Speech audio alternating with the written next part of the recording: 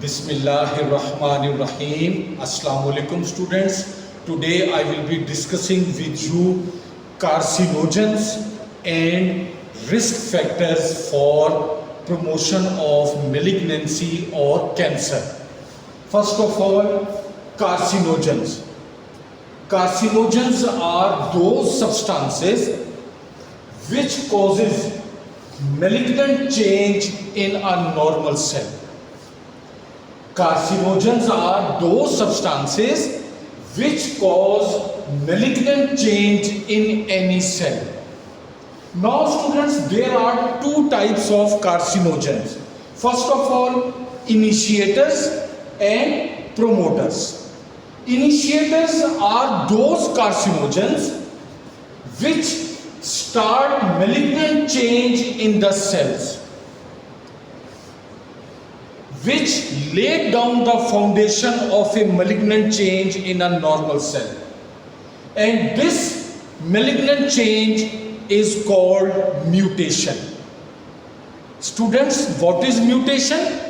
Mutation means any change in the DNA of the cell is called mutation.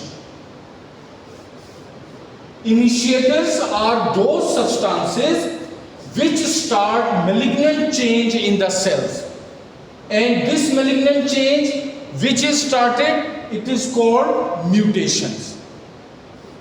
Second, promoters. Promoters are those carcinogens which supports the proliferation of malignant cells, or we can say that promoters are those carcinogens which causes spread of malignant cells to the surrounding normal tissue. Now students, risk factors for cancer, or we can say etiology of cancer, or we can say causes which leads to malignancy in any body. Number one, tobacco use. Students, nicotine and aromatic hydrocarbons present in tobacco, they cause malignancy. Cancers related with tobacco use are lung cancer, mouth cancer, bladder cancer, cancer of esophagus, and cervical cancer in females. Second factor is diet and nutrition. Students, there is correlation between fat intake and malignancy. Although this is discussion at research level, no definite analysis has been carried out, but there is a definite relationship between fat contents of the food and malignancy. Same fiber. Decreased fiber intake in the daily food causes colorectal carcinoma. Alcohol use. Now third factor is antioxidants. Students, antioxidants like vitamin A, vitamin C and vitamin E, they reduces the risk of malignancy in any person. Next is increasing age, or elderly age is associated with increased incidence of malignancy.